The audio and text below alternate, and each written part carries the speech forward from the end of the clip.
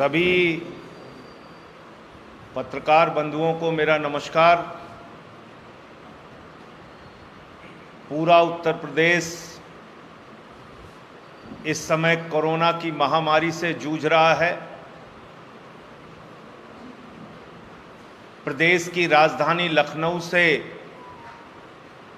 डरा देने वाली तस्वीरें आ रही हैं। अगर हम लोग इस मुसीबत की घड़ी में स्वास्थ्य व्यवस्था की बात करें तो स्वास्थ्य व्यवस्था पूरी तरीके से फेल हो गई है। शमशान की बात करें तो शमशान में लाशों की कतार लगी है। लाशें जलाने के लिए घंटों घंटे इंतजार करना पड़ रहा है और अपने सारे गुनाह को छिपाने के लिए शमशान छिपाने की योजना सरकार चला रही है। और आज उत्तर प्रदेश में ऐसी स्थिति आ गई है जिसमें बहुत सारे वरिष्ठ अधिकारी भी इसकी चपेट में आ गए हैं। इसलिए एक विशेष ध्यान उत्तर प्रदेश की ओर देने की जरूरत है।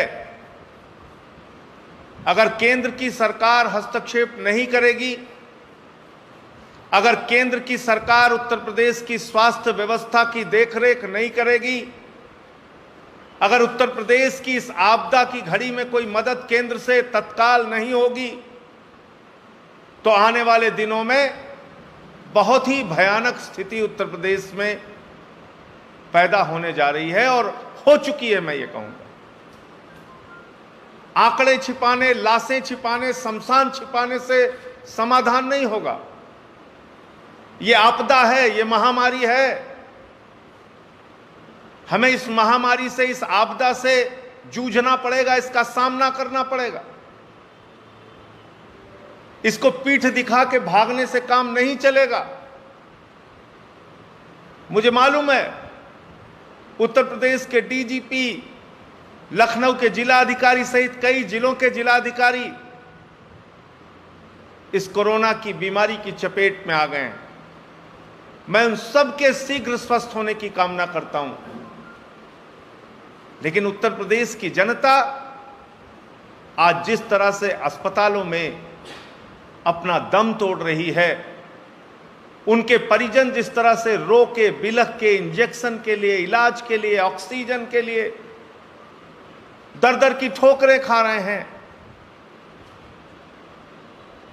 कल से पूरा दिन, पूरी रात तक फोन आते रहे।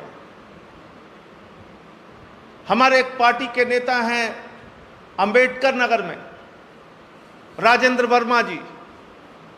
उनकी पत्नी बिल्कुल मरणासन्न अवस्था में। उनके जिले के अंदर अंबेडकर नगर में जहां मेडिकल कॉलेज भी है, वहां पर भी कोरोना की जांच नहीं हो रही है। सीटी स्कैन में उनके फेफड़े की डैमेज होने की रिपोर्ट तो आ गई, लेकिन जब तक कोरोना पॉजिटिव की रिपोर्ट नहीं आएगी, उनको मेडिकल कॉलेज में वेंटिलेटर नहीं मिल सकता, वेंटिलेटर नसीब नहीं हो सकता। कोरोना की जांच जिलों में नहीं हो रही है। जांच नहीं होगी तो कहीं किसी अस्पताल में इलाज नहीं हो सकता है। 3-3 दिनों तक ऑक्सीजन के, वेंटिलेटर के, कोरोना के इलाज के अभाव में उत्तर प्रदेश के जिले जिले में लोगों की मौत हो रही है। और सरकार, उत्तर प्रदेश की सरकार बेशर्मी की पराकाष्ठा देखिए कि उन मौत के आंकड़ों को छिपाने का काम कर रही है। मैं आपको दिखाता हूं। आपने लखनऊ का तो देखा होगा कि शमशान में लाशें जल रही हैं। 100 दिखाया जा रहा है सरकारी आंकड़ों में, 22-23। आज उत्तर प्रदेश के कई जिलों से खबरें आई। वाराणसी में 125 लाश हरिश्चंद्र घाट पे जलाई गई। वाराणसी के अंदर, कानपुर से खबरें आ रही हैं, वहां 1500 से ज्यादा केस, लखनऊ में लगभग 7000 केस।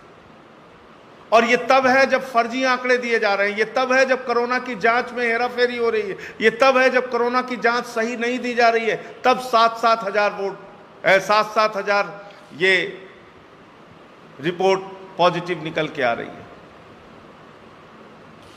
लोगों की जिलों में चिताएं जल रही है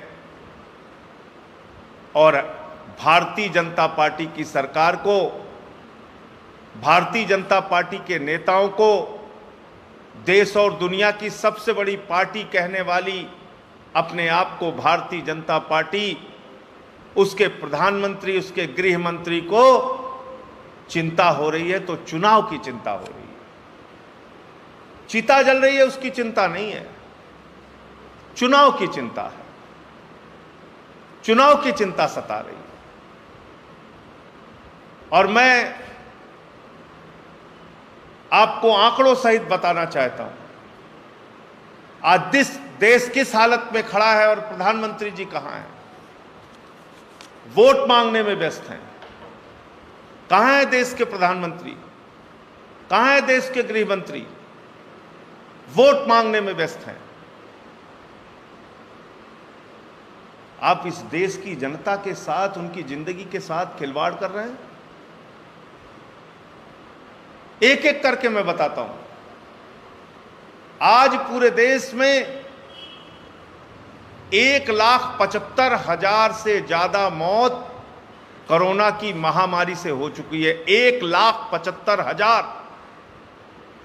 और जिस देश में 1,75,000 लोगों की मौत हो चुकी है, और ये मैं सरकारी आंकड़े बता रहा हूं, ये हेराफेरी वाले भी इसमें तमाम आंकड़े हैं, यानी ये आंकड़ा सरकारी है। अगर इसको आप सच में देखेंगे तो ये आंकड़ा कई गुना, 10 गुना भी हो सकता है।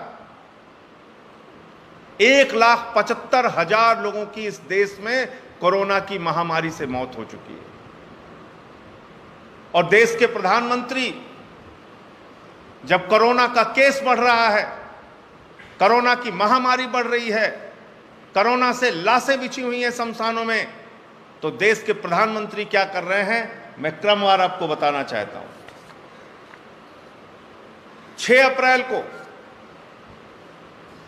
जब इस देश में कोरोना के 96,982 केस आए, 446 लोगों की मृत्यु हो गई। प्रधानमंत्री जी बंगाल में रैली कर रहे थे, कूच बिहार में और हावड़ा में। 7 अप्रैल जब इस देश में 1,15,736 कोरोना के केस आए, 630 लोगों की जान चली गई। देश के गृह मंत्री बंगाल में 4 रैलियां कर रहे थे, सिंगूर में, दमजोर में, हावड़ा में, बेहलापुरवा में, वेस्ट बंगाल के अंदर। 8 अप्रैल 2021 जब हिंदुस्तान में 1,26,789 कोरोना के केस आए, 685 लोगों की मौत हो गई। देश के प्रधानमंत्री, गृह मंत्री रैली करने में व्यस्त थे। 9 अप्रैल 1,34,000 केस कोरोना के देश में आए, 780 लोगों की मौत हो गई। देश के गृह मंत्री प्रेस कॉन्फ्रेंस के साथ साथ रोड शो और रैली कर रहे थे, डोर टू डोर मीटिंग कर रहे थे बंगाल के चुनाव में। 10 अप्रैल 1,45,000 केस देश के अंदर कोरोना के आए, 794 लोगों की मौत हुई सरकारी आंकड़ों में, और प्रधानमंत्री 2 रैली कर रहे थे बंगाल के अंदर। 11 अप्रैल 1,52,000 केस कोरोना के देश में आए, 839 लोगों की मौत हो गई। देश के गृह मंत्री बंगाल में 6 रैलियां कर रहे थे उस दिन, 6 रैलियां। 12 अप्रैल 1,68,000 केस कोरोना के देश में आए, 904 लोगों की मौत हो गई। देश के प्रधानमंत्री 3 रैली बंगाल में कर रहे थे, देश के गृह मंत्री 4 रैली बंगाल में कर रहे थे। 13 अप्रैल 1,61,000 लोगों को कोरोना ने अपने चपेट में लिया। 879 मौत हुई। देश के गृह मंत्री 4 रैली बंगाल में कर रहे थे। 14 अप्रैल 1,84,000 कोरोना के केस देश में आए। 1,000 से भी ज्यादा मौत का आंकड़ा पहुंच गया। 1,027 लोगों की मौत हो गई। 15 अप्रैल 2 लाख से ज्यादा केस आए। 1,038 लोगों की मौत हो गई। 16 अप्रैल 2,17,000 लोगों को कोरोना ने अपने चपेट में लिया। 1,185 लोगों की मौत हो गई। और देश के गृह मंत्री, देश के प्रधानमंत्री रैली करने में व्यस्त हैं बंगाल के अंदर। देश को आइसोलेशन में छोड़कर देश के प्रधानमंत्री जो लोगों से कहते हैं जान है तो जहान है, देश के प्रधानमंत्री जो कहते हैं तुम भी मास्क लगाओ खुद बचो और मैं भी मास्क लगाऊं अपने आप को भी बचाऊं और तुम्हें भी बचाऊं, जो लोग दूसरों को मास्क पहनने की, देश की जनता को मास्क पहनने की सलाह देते हैं, वो खुद कोरोना के नियमों की धज्जियां उड़ा रहे हैं, रैली पर रैली कर रहे हैं, चुनाव पे चुनाव वोट मांगने की होड़ में लगे हुए हैं। और आज ये प्रधानमंत्री जी का पोस्टर देश की जनता को चिढ़ा रहा है, देश की जनता का मजाक उड़ा रहा है। और ये पोस्टर है देश के गृह मंत्री का ये पोस्टर है। कल उन्होंने 4 रैलियां की बंगाल के अंदर और देश के प्रधानमंत्री इस समय रैली कर रहे हैं, 6 जनसभाएं। कोरोना के संक्रमण से देश करा रहा है और देश के प्रधानमंत्री 6 जनसभाएं कर रहे हैं। मैं पूछना चाहता हूं, 112 मौतें भोपाल के अंदर हुई, मौत का आंकड़ा सिर्फ 4 दिखाया गया। गुजरात के लोगों से यही प्रधानमंत्री हैं जो कहते थे आपका बेटा हूं, आपका भाई हूं, जहां कहीं भी रहूंगा एक पुकार लगाओगे, आपकी चीख नहीं निकलने पाएगी, मैं आपके बीच में हाजिर हो जाऊंगा। प्रधानमंत्री जी आप कहां हैं? आप बताइए, गुजरात की जनता आपसे पूछ रही है। आप बंगाल के चुनाव प्रचार में व्यस्त हैं। मैं वो भी बताना चाहता हूं कि इन्होंने कहा था गंगा मैया ने बुलाया है, और तब आज गंगा मैया के उस वाराणसी में क्या हालत है। यह है हरिश्चंद्र घाट की तस्वीर, यह है प्रधानमंत्री के संसदीय क्षेत्र की तस्वीर, यह है वो तस्वीर जहां के लोगों ने मोदी जी को लाखों वोटों से चुनाव जिताकर देश का प्रधानमंत्री बनाया। आज उस हरिश्चंद्र घाट पे बनारस में 125 लाशें बिछी हुई हैं और देश का प्रधानमंत्री वाराणसी को अनाथ छोड़कर, देश को आइसोलेशन में छोड़ के बंगाल के चुनाव में चुनावी रैली करने में लगा हुआ है। इससे ज्यादा शर्मनाक बात कोई हो नहीं सकती। और मैं ट्विटर और फेसबुक पर 2-2 रुपए के लिए ट्वीट करने वाले भारतीय जनता पार्टी के उन ट्विटरिया आर्मी के लोगों को मैं बताना चाहता हूं, बंद करो। तुम्हारे भी पड़ोस के लोग, तुम्हारे भी घर वाले इस कोरोना की महामारी के चपेट में आ रहे हैं। देश की चिंता करो, प्रधानमंत्री से सवाल पूछो, ऐसे संकट की घड़ी में देश को छोड़कर आप कैसे भाग सकते हैं बंगाल? कैसे चुनाव की चिंता कर सकते हैं आप? कैसे चिताओं की चिंता छोड़कर चुनाव की चिंता में प्रधानमंत्री जी आप अपने आप को व्यस्त कर सकते हैं? बताइए इस देश के लोगों को। हम जानना चाहते हैं आपसे, आपने क्या क्या वादे इस देश के लोगों से किए हैं और आज आप क्या कर रहे हैं, ये पूरा देश देख रहा है। गुजरात हो, महाराष्ट्र हो, दिल्ली हो, उत्तर प्रदेश हो, राजस्थान हो, मध्य प्रदेश हो, पूरा देश इस समय कोरोना से कराह रहा है।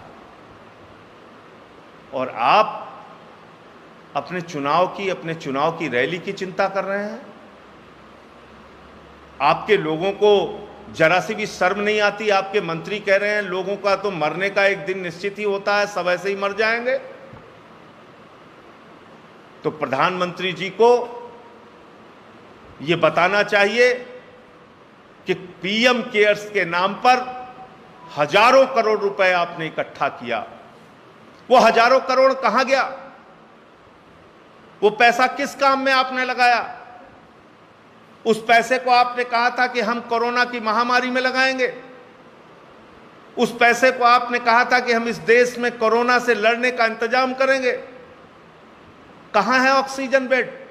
कहां है वेंटिलेटर बेड? कहां है इस देश को कोरोना से बचाने की मुहिम? उस पीएम केयर्स की मैंने असलियत बताई थी। उससे 1100 वेंटिलेटर गए, जिसमें से 90-95% वेंटिलेटर खराब पड़े हुए हैं राजस्थान के अंदर।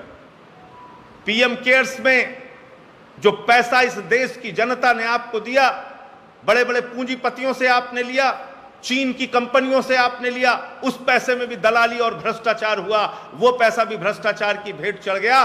कोरोना पीएम केयर्स के नाम पर जो पैसा इकट्ठा किया गया, उसमें भी धांधली और घोटाला किया गया। उस पैसे का इस्तेमाल भारतीय जनता पार्टी विधायकों को खरीदने और चुनाव को लड़ने में लगा रही है।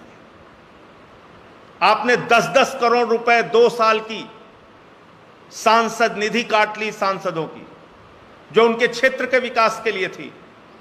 वो 10-10 करोड़ रुपए कहां खर्च किया प्रधानमंत्री जी? आपने 8,000 करोड़ रुपए का हवाई जहाज खरीद लेते हैं आप अपने लिए, लेकिन इस देश की जनता के लिए एक ऑक्सीजन का सिलेंडर और वेंटिलेटर उसके लिए नसीब नहीं है। उसके लिए कोरोना की एक छोटी सी गोली नसीब नहीं है। उसके लिए एक बेड का इंतजाम नहीं है।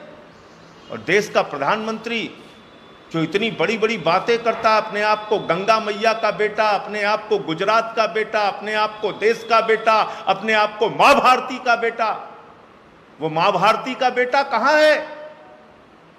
हजारों लोगों को मरता हुआ छोड़ के, देश को मरता हुआ छोड़ के बंगाल के चुनाव में व्यस्त है।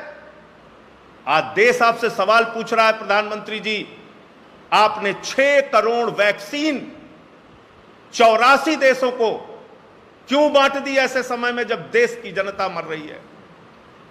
इस देश के लोगों का टीकाकरण कराना जरूरी था, मजदूरों का, रिक्शे वालों का, किसान का, जो रोजमर्रा की जिंदगी में दिन भर मेहनत करते हैं, खून पसीना बहाते हैं, अपनी जिंदगी बड़ी मुश्किल से चलाते हैं। आपको उनका वैक्सीनेशन कराना था, उनका टीकाकरण कराना था। आप पाकिस्तान का टीकाकरण करा रहे हैं, आप कनाडा का टीकाकरण करा रहे हैं, आप पूरी दुनिया का टीकाकरण करा रहे हैं, और हिंदुस्तान की जनता आज शमशान में लाशों की कतारें लगाकर इंतजार कर रही है। यह है हकीकत आपकी, यह है असली चेहरा आपका। और अब तक हर बार इस देश की जनता ने आपको बेनिफिट ऑफ डाउट दिया। आपने नोटबंदी कर दी, पूरे देश में त्राही त्राही हुई। जनता ने कहा ठीक है, नीयत साफ रही होगी, तरीका गलत था, कुछ भी कह के आपको माफ किया। जीएसटी से आपने त्राही त्राही की, लोगों ने आपको माफ किया। देश के संस्थानों को आप बेच रहे हैं, लोगों ने आपको माफ किया। अपने 2 पूंजीपति मित्रों के नाम आपने इस देश को नीलाम कर दिया, देश ने आपको माफ किया। लेकिन आज गुजरात से लेके बंगाल तक, केरल तक, उत्तर प्रदेश तक, बिहार तक पूरा देश इस कोरोना की महामारी से कराह रहा है। शमशानों में लाशें बिछी हुई हैं, और आज इस देश को अनाथ छोड़ के, आइसोलेशन में छोड़ के आप बंगाल के चुनाव प्रचार में लगे हुए हैं। मैं तो कल्पना भी नहीं कर पा रहा हूं कि देश का एक मुखिया, देश का एक प्रधानमंत्री ऐसे महामारी, ऐसे आपदा, ऐसे त्रासदी के समय में देश को ऐसे अनाथ कैसे छोड़ सकता है। मैं तो कल्पना नहीं कर पा रहा हूं कि सूरत से जो तस्वीरें आ रही हैं, अहमदाबाद से जो तस्वीरें आ रही हैं, उत्तर प्रदेश के लखनऊ से जो तस्वीरें आ रही हैं, वाराणसी के हरिश्चंद्र घाट से जो तस्वीरें आ रही हैं, उसको देखकर कोई देश का प्रधानमंत्री अपना मुंह कैसे मोड़ सकता है? कैसे मोड़ सकता है? डॉक्टर्स की जान जा रही है। मेरे परिचित डॉक्टर का सगा भाई अपने भाई को, 40 साल का उसका भाई, कल उसकी डेथ हो गई, नहीं दिला पाया वेंटिलेटर का बेड। उत्तर प्रदेश के मंत्री लिख रहे हैं, उत्तर प्रदेश के सांसद लिख रहे हैं, उत्तर प्रदेश के विधायक लिख रहे हैं कि कुछ कीजिए।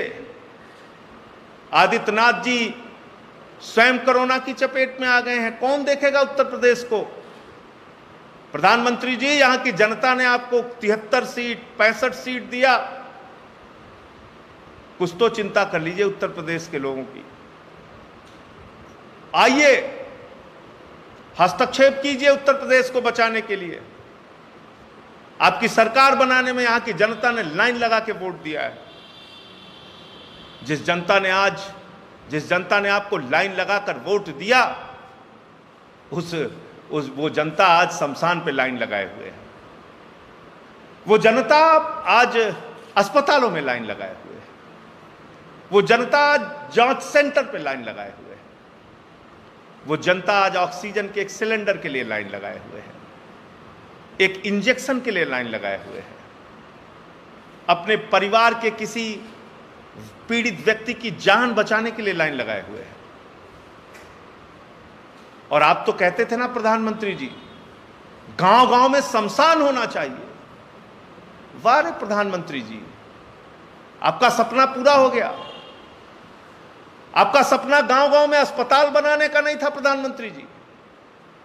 आपका सपना गांव गांव में राहत पहुंचाने का नहीं था। आपका सपना गांव गांव में गांव की जनता को स्कूल और अस्पताल नहीं, गांव की जनता को शमशान देने का था। वो सपना पूरा हो रहा है प्रधानमंत्री जी आपका।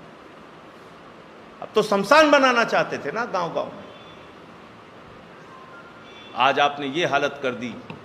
हिसाब दीजिए पीएम केयर्स का, हिसाब दीजिए सांसद निधि का, जो 10-10 करोड़ रुपए सांसदों का लिया गया, वो पैसा कहां लगाया गया? कितने वेंटिलेटर, कितने ऑक्सीजन, कितने सैनिटाइजर, कितने पीपीई किट आपने खरीदे? हिसाब दीजिए एक एक चीज का।